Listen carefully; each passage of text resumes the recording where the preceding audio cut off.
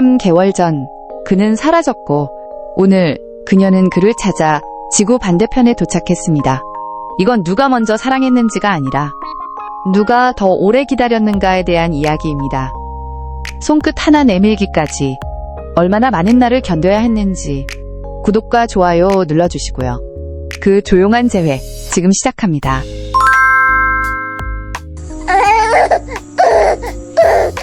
새벽 창가의 얇은 커튼 사이로 햇살이 비치기 시작했을 무렵이었습니다.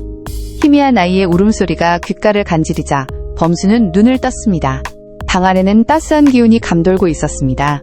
이불 끝자락에 누군가의 체온이 느껴졌고 그 옆에는 익숙한 향기, 라벤더와 섬유 유연제가 뒤섞인 세리의 냄새였습니다. 고개를 돌리니 새근새근 자고 있는 세리. 그녀가 자그마한 숨소리를 내며 자고 있었어요. 눈꺼풀 아래로 꿈이 일렁이는 듯했고 그 와중에도 조용히 말하더군요. 이번엔 오빠 차례예요. 응, 알았어. 내가 갈게. 그 말은 너무 조용하고 부드러워서 마치 빗속에 떨어진 꽃잎처럼 마음에 닿았습니다. 범수는 조심히 이불을 걷고 아이가 우는 방 쪽으로 향했습니다. 문을 여니 작고 따뜻한 품 안에 안겨 운 아이가 조용히 안정을 찾았고 그는 어느새 안도와 사랑, 책임감 사이에서 무겁게 숨을 쉬고 있었습니다. 다시 방으로 돌아오니 세리는 여전히 자고 있었습니다. 하지만 그때 누군가 그의 어깨를 흔들었습니다. 꿈이었을까요? 눈을 떴을 땐 좁은 비행기 좌석, 기내 조명이 흐릿하게 켜지고 승무원이 물을 권하고 있었습니다. 그는 숨을 깊이 들이마셨습니다. 가슴속엔 아직도 방금 전 세리의 체온이 남아있는 것만 같았습니다. 하지만 현실은 분명했습니다. 그는 지금 미국으로 향하는 비행기 안이었습니다. 딸과 함께 조용히 살아가기 위해, 독고탁의 괴롭힘에서 벗어나기 위해, 그리고 무엇보다도 세리와의 인연을 스스로 놓아버린 선택이었습니다. 낮게 깔린 구름, 흐릿한 창밖 풍경, 기내 조명이 꺼지고 커튼이 닫히자 범수는 눈을 감았습니다. 그러자 진짜 현실이 꿈보다 더 생생하게 되살아났습니다. 그날 수많은 사람들 앞에서 독고탁의 손이 그의 얼굴을 강하게 때렸던 순간 볼이 붉게 달아오른 것도 잠시 온몸이 얼어붙었던 건 세리의 얼굴이 먼저 떠올랐기 때문이었습니다. 그 눈망울 속 실망과 당황, 그리고 뭔가를 애써 삼킬 그 표정. 그 다음은 학교였습니다. 독고탁에 의해 뿌려진 악성투서, 싱글데디가 학생과 연애질. 강의실 앞 문을 열고 들어갈 때마다 학생들의 눈빛이 살짝 식어가는 느낌. 이게 내가 서 있어야 할 자리인가? 세리는 말했죠. 저는 교수님이 아니라 그냥 그 사람 오범수가 좋은 거예요. 하지만 그는 도저히 받아들일 수 없었습니다. 자신의 상황이 너무 복잡했고 세리가 품기엔 너무 날카로웠습니다.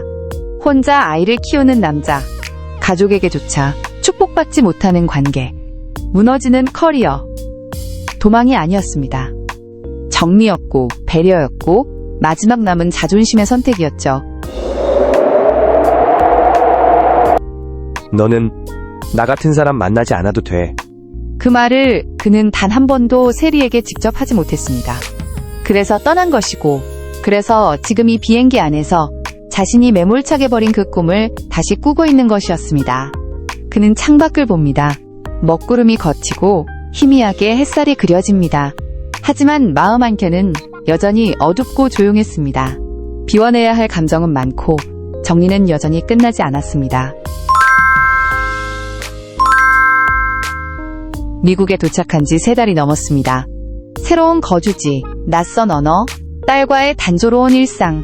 그는 매일 아침 같은 시간에 눈을 떴고 같은 시간에 전자레인지에 우유를 데웠습니다. 변한 건 없었습니다. 아니, 모든 게 변해버린 게 문제였습니다. 지금의 그는 그저 이름 없는 이방인이었습니다. 문득 그녀가 웃으며 다가왔던 술도가 마당의 그 봄날이 떠올랐습니다. 그 장면을 지우려고 할수록 더 또렷이 떠올랐습니다. 밤에는 꿈을 꾸었습니다. 세리가 아이를 달래다 말하던 그 말이 다시 들렸습니다. 이번엔 오빠 차례예요. 범수는 매일 아침 그 꿈에서 빠져나오며 현실을 다시 받아들여야 했습니다. 떠나면 끝날 줄 알았던 그 감정은 오히려 더욱 깊은 그리움으로 남았습니다. 그녀의 촉감, 목소리, 그 모든 것이 손끝처럼 생생하게 그리워졌습니다. 한편 세리는 한국에서 버티고 있었습니다. 처음엔 분노였습니다. 아무 말도 없이 사라진 범수가 미웠고 자신이 바보 같다는 생각에 소리도 질러봤습니다. 그러다가 걱정이 되었고 그러다가 더 이상 그를 미워할 수 없다는 걸 깨달았습니다. 그 사람이 떠난 게 두려움 때문이라는 걸, 그 사람도 힘들었을 거라는 걸, 자신의 감정만 앞세웠던 자신이 부끄러워졌습니다. 그래도 보고 싶었습니다. 생각보다 더 많이, 더 깊게 그리웠습니다. 밤이면 밤마다 옛날 핸드폰 번호만 붙잡고 연락을 시도해보려다 수십 번을 꺼내고 다시 넣고 지우고 저장하고 결국 그 사람의 이름이 뜨는 화면만을 바라보며 잠드는 날이 늘어갔습니다. 그래, 내가 좋아했어. 아니, 지금도 좋아해. 그렇게 감정의 끝을 따라가다 보니 사랑 하나만 남았습니다. 그리고 결국 그녀는 결심하게 됩니다. 직접 가겠다고, 얼굴을 보겠다고. 범수의 행방을 찾는 일은 쉽지 않았습니다. 혼자 백방으로 알아보던 그녀는 결국 마광숙을 찾아갑니다. 광숙은 처음에 딱 잘라 말했습니다. 그 집안하고는 엮이지 않고 싶어. 너 더 상처받을 거야. 세리는 조용히 고개를 숙였고 광숙은 그 눈빛에서 어떤 진심을 읽었습니다.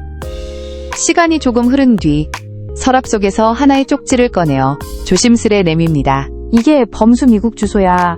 나도 더 이상 말은 못하겠고.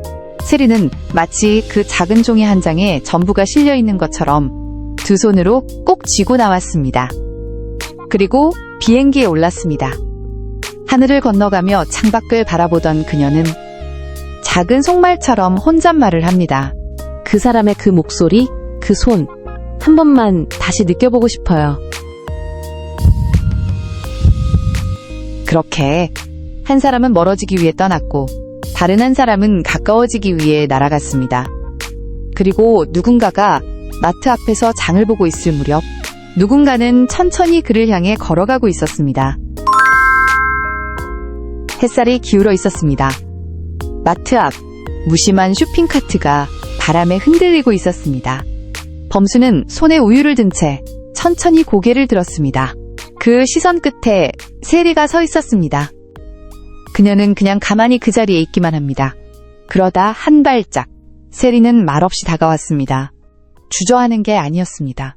그저 오래 헤맨 끝에 이제는 조심스럽게 다가설 줄 아는 사람이 되었을 뿐 세리의 눈동자는 그 시간만큼이나 복잡하게 떨리고 있었습니다. 처음엔 미세하게 일그러졌고 입꼬리는 울 듯 말 듯 흔들리더니 작은 숨을 들이쉬며 그 안에서 웃음을 찾아냈습니다. 눈망울은 서서히 빛이 맺혔고 하늘을 잠시 올려다보다가 도저히 참지 못한 듯 이내 눈을 감았습니다. 그리고 한 방울, 천천히, 조용히 뺨을 타고 떨어졌습니다. 범수는 아무 말 없이 그 눈물 위에 자신의 엄지손가락을 가져다 댔습니다.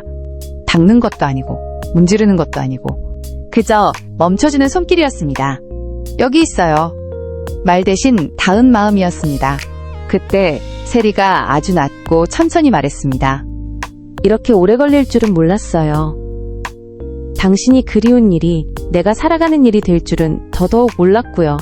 그 말에 범수는 고개를 살짝 숙였고 그 눈빛은 그동안 쓰지 못했던 모든 편지의 마지막 줄처럼 보였습니다. 그리고 조용히 대답했습니다. 당신을 잊으려 한 게 아니라 당신을 견디려고 멀어진 거였어요. 그리고 침묵. 두 사람 사이엔 다시 말이 필요 없는 여백이 생겼고 그 여백은 과거가 아니라 미래로 이어질 틈이 되었습니다. 범수는 장바구니를 한 손으로 옮긴 뒤 다른 손을 천천히 그녀 쪽으로 내밀었습니다. 세리는 말없이 그 손을 바라보다 가만히 손을 포개었습니다. 손끝이 닿는 순간 두 사람은 아주 작게 숨을 고르며 조금 더 가까이 걸음을 마쳤습니다. 그날 저녁 햇살은 완전히 기울었고 거리엔 노을빛이 들기 시작했습니다. 두 사람은 말없이 하지만 서로의 손을 꼭 잡은 채 천천히 같은 방향으로 걸어갔습니다. 그 손은 오랜 시간을 돌고 돌아 마침내 도착한 마음 하나가 조심스럽게 내려앉은 자리였습니다. 오늘 이야기 어떠셨나요? 어쩌면 사랑은 누가 더 많이 말했느냐가 아니라 끝까지 그 자리에 머문 사람의 이야기일지도 모릅니다. 오랜 시간을 돌고 돌아 마침내 같은 걸음을 시작한 두 사람처럼요. 오늘 이 영상이 마음에 닿았다면 잊지 말고 구독과 좋아요 눌러주세요. 그리고 지금 이 순간 당신의 이야기에도 따뜻한 손 하나가 닿기를 바랍니다.